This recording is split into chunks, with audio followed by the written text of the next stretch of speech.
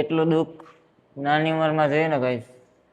Guys તમે બધા વિચારતા હશો કે ભાઈ એટલા ટાઈમ થઈ ગયા કે હમણાં યુટ્યુબમાં તો ભાઈ દેખાતો જ નથી હું.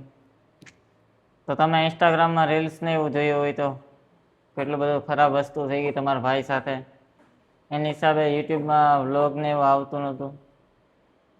હમણાં બધી સાઈડથી તમારો ભાઈ હાવ તૂટી ગયો છે. સમજાતો નથી લાઈફમાં શું કરવું હવે આગળ. બહુ સ્ટ્રેસફુલ લાઈફ હાલે છે કે એની વાત પૂછવામાં તમે હવે. પપ્પાની ડેથ થઈ ગઈ ને પછી લાઈફ આખી હે ને ચેન્જ થઈ ગઈ. હવે કાંઈ પહેલાં જેવું રહ્યું નથી. પેલા પપ્પા હતા ને તો નાની મોટી વાતમાં પણ ખુશી મળતી, પણ હવે એ રહ્યું નથી કાંઈ એવું. કેટલી જવાબદારી વધી ગઈ બે ભાઈ ઉપર. બસ તમારા ભાઈના પગમાં આવી રિંગ છે, એનામાંથી બહાર નીકળવું એ મોટી પ્રોબ્લેમ છે હવે તો. બહુ અઘરો પડી ગયો આખરે, ખબર નહીં કેમ થયું શું થયું. એટલું દુઃખ નાની ઉંમરમાં જોયું ને ગાઈસ કે એને કાંઈ વાત જ પૂછવામાં. કાલે હોસ્પિટલે ગયા હતા ને એમાં પણ એમ કીધું કે ઓપરેશન હવે પાછું કરવું પડશે. આ જે ઓપરેશન કર્યું તો એ લગભગ ફેલ થઈ ગયું છે, ડૉક્ટરે એમ કીધું. હવે આપણે 15 દિવસ પછી જાય અહીંયા તો આપને ખબર પડે કે શું છે. ઓપરેશન કરવાનું કીધું. આ તો વિચાર્યું નહોતું. પણ સમય એકવાર ખરાબ હાલતો હોય ને માણસ ઉપર એટલે ખબર નહીં સારું બધું ખરાબ જ થાય. ગમે એવું કામ આપણે સારું કામ હોય તો એ ખરાબ જ થાય. તો આવું કાંઈક થયું તમારા ભાઈ સાથે. બાકી તમે બધા સપોર્ટ કરજો. મને વિચારું છું કે ડેલી વ્લોગ બનાવી શકું તો તમે થોડોક સપોર્ટ કરજો, કેમ કે તમારો ભાઈ છે ને આમ હાલીને વ્લોગિંગ ના કરી શકે. સમજો દરેક તમારો ભાઈ હાલ તો થઈ જાય પછી એવી રીતના પણ વ્લોગ બનાવશે, વાંધો નહીં. અત્યારે આ ટાઈમ છે થોડોક તમારા ભાઈને સપોર્ટ કરો.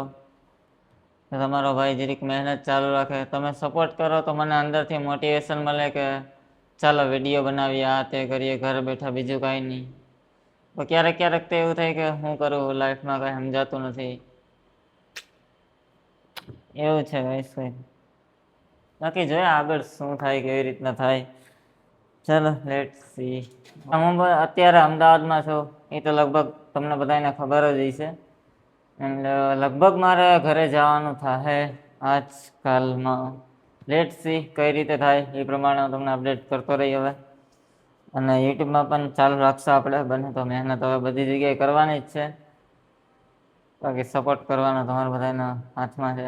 તો ગાઈસ સામાનને બધું રેડી કરી લીધું છે, પેક થઈ ગયું છે આપણું કમ્પ્લીટ. તો હવે ખાલી હિમાંશુની એકની રાહ જોઈએ છે. સામાન કમ્પ્લીટ થઈ ગયો છે. હિમાંશુભાઈ જલ્દી આવો, વિશાલભાઈ જલ્દી આવો. વિશાલભાઈ તમે જાઓ છો, મને બહુ મજા નથી આવતી, હવે શું કરું? શું કરીએ, હાલત સિચ્યુએશન અમુક ટાઈમ એવી આવી કે જવું પડે આપણે. તમે આ રાખો 10 રૂપિયા, થોડા કામ આવે. આ રિશ્વત દઈએ ગાઈસ. રિશ્વત શું હવે? તમે કેમેરામાં મને લ્યો છો તો 10 રૂપિયા તો રિશ્વત આપવી પડશે ને. લાવો વાંધો નહીં, વાપરવા કામ. ઠીક છે. શું લેશે આનું? ગાઈસ આનું શું કરાય તમે બધા કમેન્ટ કરીને કહેજો. આ કટ થઈ જાય. ના કટ નહીં, કન્ટિન્યુ જે તમે કરો છો એ કરવાનું જ ને. ચલો હવે ટાઈમિંગ થઈ ગયો છે, થોડો સટ્ટો રમવાનો છે, સટ્ટો રમી લો. હા સટ્ટો. અને ગાઈસ 7:30 વાગ્યા, ટાઈમ ચેક કરજો તમે બધા. સટ્ટો ચાલુ થઈ ગયો છે. ચાલો હેમાંશુભાઈ આવે એટલે તમને મળું. ચાલો સામાન બધો પેક થઈ ગયો, ડન. ચાલો કન્ટિન્યુ. થોડુંક નીકળવામાં લેટ થઈ ગયું, 12 વાગી ગયા. અમારે 7:30 વાગે જવાનું હતું. હેમાંશુભાઈ નિંદર પૂરી નથી થઈ એટલે મોડું થઈ ગયું. જીરી શું ક્યાં બહુ યાર થાકી ગયો. હેક્ટિક ડે ચાલે છે અત્યારે બહુ. એવું હે. ચાલો ગાઈસ જો ટાઈમ થઈ ગયો છે, 12:03 થઈ ગઈ છે.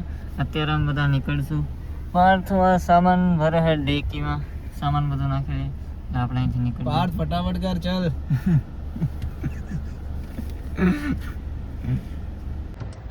એટલી બધી વાર હોય પાર્થભાઈ, શું કરો હવે? તો તમને કરી લેવાય ને બધું કામ.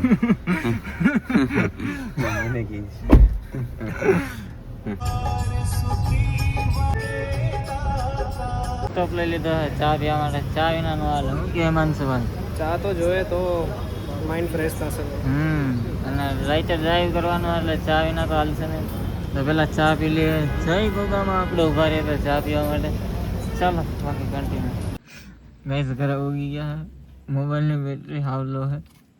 બોલ ઓ માં અને થાકી ગયા હે ખોટું બોલે છે ગાડી તો તે ચલાવી નથી બેઠી બેઠીને થાકી ગયા ગાઈસ હું એક પેશન્ટ છું પેશન્ટ ન થાકીએ તો કોણ થાકે યાર અને વાગવામાં વાગી ગયા છે 3 વાગી ગયા છે ચાલો હું તમને હવે સવારે મળું સવારે આપણે નીકળવાનું છે ઘર માટે ત્યાં માટે ગુડ નાઇટ ગુડ મોર્નિંગ સવાર પડી ગઈ છે અને નિંદર તો ન થઈ બરોબર તો વાંધો નહીં હવે ચાલશે ઘરે જઈને જ આરામ કરશો હરખાએ તો નીકળી ગયા સામાન ને બધો ડેકીમાં ભરી દીધો છે મમ્મીની રાહ જોઈ મમ્મી આવે એટલે નીકળીએ આપણે ચાલો કન્ટિન્યુ ચાલો મમ્મીની આવી ગયા છે નીકળીએ ચાલો બાય 1 વાગી ગયો હે હજી ઘરે પહોંચ્યા નથી એટલે અરાઉન્ડ 9 વાગે નીકળ્યા હતા 2 વાગવા આવ્યા થાકી ગયા હાવ નીંદર આવે ઘરે જાય ને હોઈ જાય એવું થાય બાકી ચાલો હું તમને